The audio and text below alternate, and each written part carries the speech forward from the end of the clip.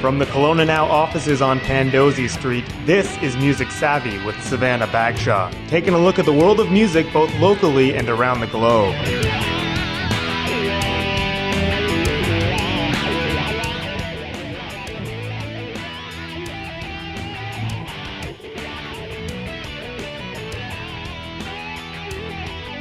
Hi everyone, it's Savannah for Kelowna Now, and today I'm joined by the man behind Bachman Turner Overdrive and the Guess Who, Randy Bachman. Thanks for joining us. Hi. Awesome. So first thing I want to talk about is your latest album by George, which is sort of a tribute to the late George Harrison. Why'd you kind of want to go that route and pay tribute to not just the Beatles, but George specifically? Well, 3 years ago I was invited to Liverpool by a guy named Jeff Parry who owned the show Let It Be, and it was like four guys dressed like the Beatles.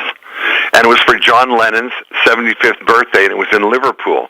And I've known this guy for years from Calgary.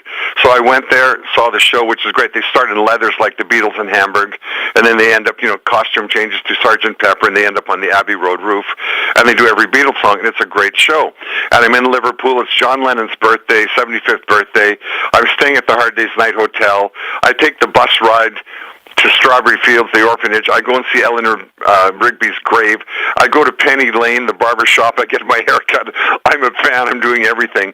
And then the next day is John Lennon's real birthday, and Let It Be is playing, and I go to that. And his sister, Julia, comes and brings everybody John's favorite birthday cake, which was not cake.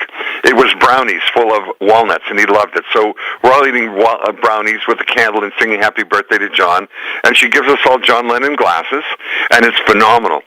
And I figured, well, gee, John was the oldest Beatle, and Ringo was, but John was old. And who's the youngest Beatle? Oh, it's George Harrison. When is he 75? Oh, 2018. So then I come back home, and I have a chance to do an album. And I thought, well, to do something different, I've always written my own songs and stuff. I'll just write one song called Between Two Mountains, because that's how I felt George felt when he would go to a session, a Beatles session, and Mount Lennon would come in, and Mount McCartney would come in with 20 songs each, and do all their songs, and they might say, hey, George, do you have a song? And he would go, yes, I do. I have one called Taxman, or Here Comes the Sun, or something, and he'd come up with a great song. So between these two mountains, he became a mountain. So I wrote this song called Between Two Mountains that opens the album, and then I thought, I can't play these songs any better than the Beatles did. It was lightning in a bottle. The four things in a bottle. George Martin shook up the bottle, uncorked it, and out came this lightning bolt that just shook the world with albums and singles, and every song was different. And so I took George's songs and redid them with different grooves and different chord changes to make them more interesting, because everybody is so familiar with his stuff. You couldn't do it any better, because I would Google something. I would Google While My Guitar Gently Weeps and go to iTunes and see how many people have done that song, if they do it all the same. If I Needed Someone is all done the same. The Hollies did it, the same 12-string guitar, the same vocal harmonies. I figure I can't do any better than this. All I can do is something different. And if I do it different, it's really good. Then in its own way, it will be better. And I find a lot of people now play the game. They put on the album. They sit in the living room or they're driving in their car, and the song starts, and they want to see who can guess what the song is first. Even when I play live, I say, if you can't start to sing the song by the time I sing one verse and one chorus, there's the door. You don't belong in here. Get out of the room. Because these are classic Beatles songs, right? And everybody smiles when they recognize the song and start singing along with me. And so it's like a game show almost, and it's just a lot of fun to do it.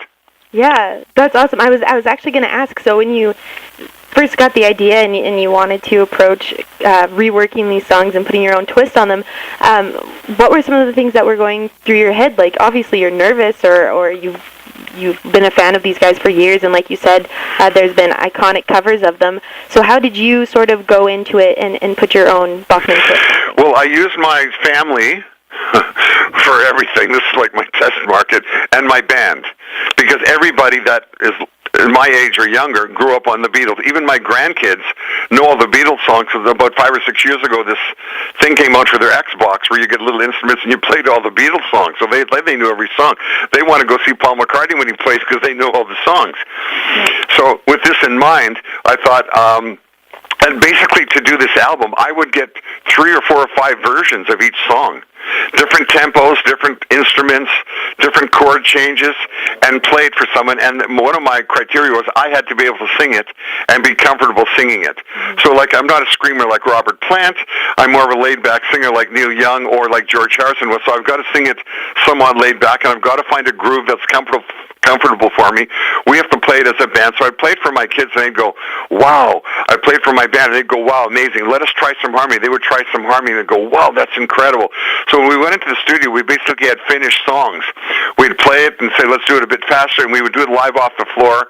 We had so much fun. I mean, you take any band of any guys and say, guess what, guys, we're going to take a week, and we're going to go into the studio, and we're going to record 12 Beatles songs. And they go, wow. And I say, and we're also going to make them so different nobody can recognize them until we start singing them. And they go, wow, that's like a game. That's a challenge. And so it was a real fun and a real celebration of George's 75th birthday. We're doing it all year long. I've done a couple of Beatle Fests in the States, and we do 3 or 4 songs on our show along with my classic rock songs. And so not only do I get to play the hits from the Guess Who and BTO, I'm playing hits from George Harrison and the Beatles.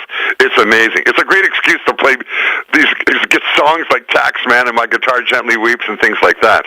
Yeah, and obviously, I mean, it's evident that you're a Beatles fan, and you grew up with them, and like you said, your grandkids are even growing up with them.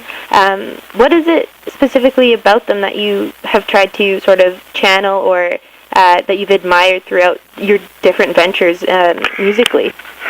Well, it was an amazing thing.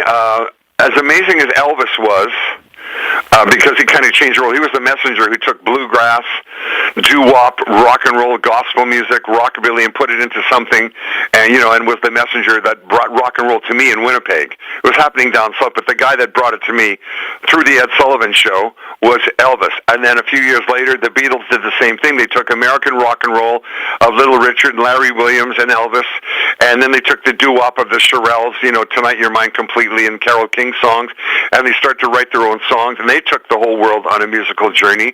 And they started with kindergarten songs, which I call, She Loves You, Yeah, Yeah, Yeah. If you're 6, you can sing that, 6 years of age.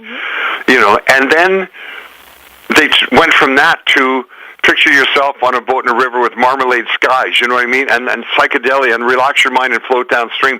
They took the world and me on this trip of musical adventure. And because they had so many creators in the band of music, and Lennon and McCartney alone and together, and then George Harrison, every song was so different. And they wanted every song to be different, so they used different guitars and different techniques and different vocals. So they just kept everybody interested for the length of time they were together, 7 or 8 years, and even since then, their solo stuff has been really, really good. And I saw a documentary on George Harrison that said at the end, he was the most successful solo Beatle of them all. Mm-hmm. And that kind of stunned me. And so I did more research. So when doing the By George album, I wanted to do every bit of his career. So I took his first song, Don't Bother Me. I took Something in the Way She Moves and did it totally different. Then I took a Traveling Wilbury song. So from every part of his career, I did a song and reinvented it. And the response I get from the Beatle fans and George fans around the world is so 10 plus positive. It's amazing. That's great. And if I'm not mistaken, you've actually played with a member of the Beatles, right? You played with Ringo? Yeah, I was in Ringo's band in 1995. We toured the world for 10 and a half or 11 months. Wow. And that was with John Entwistle from The Who, me on lead guitar. So here I was playing, I was George when I was with Ringo. I would start, do you know what I mean? I would start with a little help from my friends. I was like the lead guitar, so I got to be George. And in the band was also Billy Preston, who played on a lot of Beatles records, Felix Cavalier from the Rascals, and John Entwistle from The Who, and Mark Farner from Grand Funk Railroad. It was the most wonderful 10 months of my life that I ever could have spent with these guys on the road. It was just fantastic. Yeah, and so I guess having done that, you're on the radar, obviously. Did you have any nervousness going in and tackling these songs and, like, knowing that Ringo could potentially hear them and, like, what his thoughts would be? No, as a matter of fact, I sent an advance copy to George's widow, Olivia, in L.A., through their manager, and to his son, Danny, and got back a thing, go for it, this is great, yes, you can use some pictures of George, because when I play live and I'm doing the theater setting of telling stories, behind me is a visual. Right. So if I'm telling a story of me and the Guess Who, you'll see me at that time period in the clothes and hairdos we had, and the cars we were driving, and also using some Beatles stuff when I'm doing the George song. So I got their blessing thing, and it was really amazing to get it. We just did a show in London, and the Beatle fans love it. And so for me, it's turning out to be a really great adventure. And people like yourself and doing podcasts and the internet and internet radio has really been an amazing thing, because obviously I'm not going to get any airplay on Top 40 radio or even classic rock radio. They just don't play anything new. They play all old classic vintage rock stuff. So to get people who are more adventurous doing podcasts or maybe playing their between the covers, I mean, I just talked to some radio stations in the States I'm playing at, and they every Friday night is like cover night, so they play covers by, Lenny Kravitz, and like doing American Woman and stuff like that. So now they're going to feature my album because I covered 11 George songs. So for me, that's great airplay. That's amazing. That's great. I know that we only scheduled for 10 minutes, but I have 2 more questions if you have some time. Sure, yeah. Great. So we were talking about the Beatles. Obviously, they're timeless, but also your music with, Bachman Turner Overdrive and the Guess Who are timeless songs. What do you think it is about the Beatles and your music that contributes to sort of this, long-standing longevity through generations? Well, I think the Beatles copied some of the best songwriters at the time, and myself and Burton Cummings, as we were writing songs, copied the Beatles and those songwriters. And so who we were copying was stuff coming out of the Brill Building, which is, Carole King, Goffin and King writing all those great songs, and Chuck Berry and Bo Diddley and Jerry Lee Lewis, the guys who wrote the early rock and roll, Lieber and Stoller, who wrote a lot for Elvis and Jerry Lee Lewis and stuff, and Bacharach and David and Brian Wilson of the Beach Boys. And so we copied Lennon and McCartney, we copied Keith Jagger, Mick Jagger and Keith Richards, and you copy all the hits that are on the radio. If you want to shoot hoops like Kareem Abdul-Jabbar, or you know what I mean, or any basketball guy, or be a great football player, you watch your favorite football player and you try to stand like him and look like him and throw the ball like him, or whatever. Or an actor, if you want to act like Brad Pitt, cut your hair like Brad Pitt and watch every Brad Pitt movie and learn his moves. You got to learn his moves, and then you make them your own, because sooner or later a new generation comes who's younger and they're looking for the younger Brad Pitt, and it might be you, or for you it might be the younger Jennifer Aniston or something like that, right? Or Angelina Jolie. So you just copy your idol, and then one day your idol kind of slows down because you can't be in high gear forever, and you might be one of the people that gets to fill that gap and take the place. And if it happens, it's the most wonderful thing in the world that can happen to you. Yeah, it's passing on the torch. So the reason we're talking today is you're coming to Kelowna. You're going to be here this weekend. Everyone is so excited to have you on the bill for Rock the Lake. I kind of want to talk about, since we've been talking about your new album, and obviously you have your own already extensive library of great songs. What's it like creating a set list for something like Rock the Lake, a festival where people are not only coming to see you, but to enjoy music that has been in their memory bank for years? Well, it's kind of a set list like I think the audience would create if we had them coming in the door, writing down a song they want to hear. I basically do every Guess Who hit that I wrote and participated in, every BTO hit, and 3 or 4 George Harrison songs. So you're getting Shaken All Over, These Eyes, Laughing, She's Come Undone, No Sugar Tonight, No Time, American Woman, Let It Ride, Taking Care of Business, You Ain't Seen Nothing Yet, Hey You, 4-Wheel Drive, Looking Out for Number 1, While My Guitar Gently Weeps, Taxman, Roll On Down the Highway. I mean, I'm running out of songs, but it's basically it's like what the radio's playing, everyone's greatest hits, and I get to throw in some of George's and Beatles' greatest hits, which is wonderful, because my excuse is it's on my new album, so I get to do that as well. That is so cool. Well, we are so stoked that you're going to be in town, and I'm even more excited now after this conversation about getting to hear your version of some classic Beatles hits. So thank you so much for taking the time, Randy, and we'll see you this weekend. You bet. Thanks very much. That was Music Savvy with Savannah Bagshaw. Feel free to give your feedback on today's show at KelownaNow.com.